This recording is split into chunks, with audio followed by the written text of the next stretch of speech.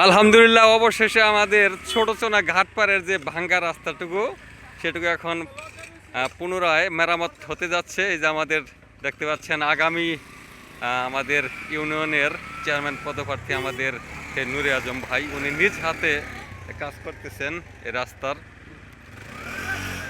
এই রাস্তাটি আসলে অনেক দুর্যোগপূর্ণ একটি রাস্তা। এই জায়গাটি শুধু এমন, বাকি যে জায়গাগুলো সেগুলো আসলে মোটামুটি ভালোই আছে। তারপরেও মাঝে মাঝে বিভিন্ন ধরনের ভাঙ্গা, বিভিন্ন ধরনের জটিলতা লেগে আছে।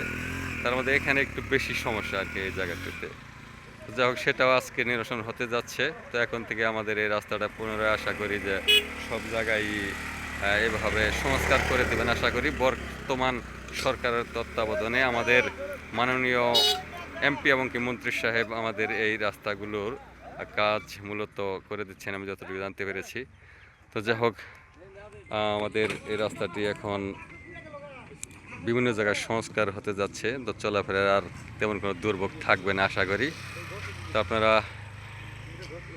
আপনাদের কোনো মন্তব্য থাকলে এই বিষয়ে অবশ্যই মন্তব্য করেন, এবং কি আমাদের এই সখীপুর বাসাইলে যেখানে যেখানে এমন দুর্যোগপূর্ণ রাস্তা আছে আপনারা অবশ্যই সেগুলো জানাবেন, লোকেশনগুলো সেগুলো জানালে অবশ্যই আশা করি এভাবেই মেরামত করে দেওয়া হবে আশা করি। আমাদের মাননীয় মন্ত্রী সাহেব করে দেবেন আশা করি। আরও যারা যারা নেতাকর্মী আছেন বিভিন্ন পর্যায়ে, তো ওনারা আশা করি এগুলো দেখশন করে মেরামত করে দিবেন। তো যাই হোক, আমাদের এই ছোট সোনার এই জায়গাটি আসলে দীর্ঘদিনের দুর্ভোগ। দেখেন এখানে এই রাস্তার পার্শ্ব আরেকটি রাস্তা তৈরি হয়ে গেছে, এ পাশ দিয়েই ওখান দিয়ে যাওয়া সম্ভব না বিদায় এখানে সাইডে একটি রাস্তা তৈরি হয়ে গেছে। কত বড় আরেকটি রাস্তা তৈরি হয়ে গেছে এখানে দুর্ভোগের কারণে।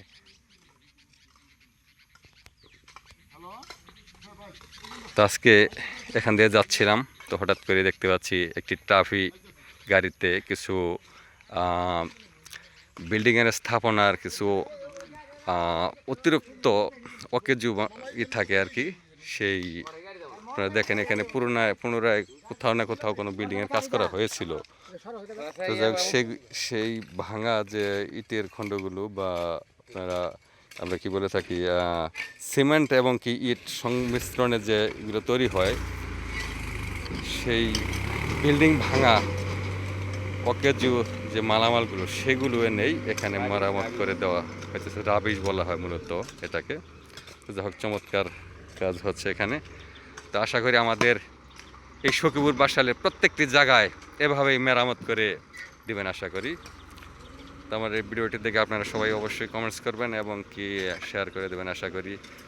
আর যিনারা এই কাজটি নিজ হাতে করে দিচ্ছেন ওনাদের জন্য অবশ্যই দোয়া এবং কি শুভকামনা রইল। এই রাস্তা মেরামতের সংশ্লিষ্ট যারা আছেন সবার জন্যই দোয়া এবং কি শুভকামনা রইল। আপনারা সবাই ভালো থাকেন। ভিডিওটির থেকে এখন আমি বিদায় নিচ্ছি। এবং কি এখানে সরি, আমি একটু কথা বলবো এখন।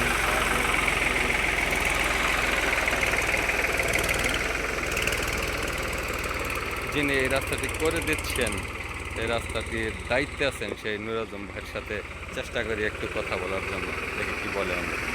যাই হোক, আজকে আসলে কাজে ব্যস্ততা আছে, তো উনি বলেছেন প্রয়োজন নেই আজকে বলার, পরবর্তীতে বলবে আর কি। তো সবাই ভালো থাকেন, এখন বিদায় নিচ্ছি। আসসালামু আলাইকুম।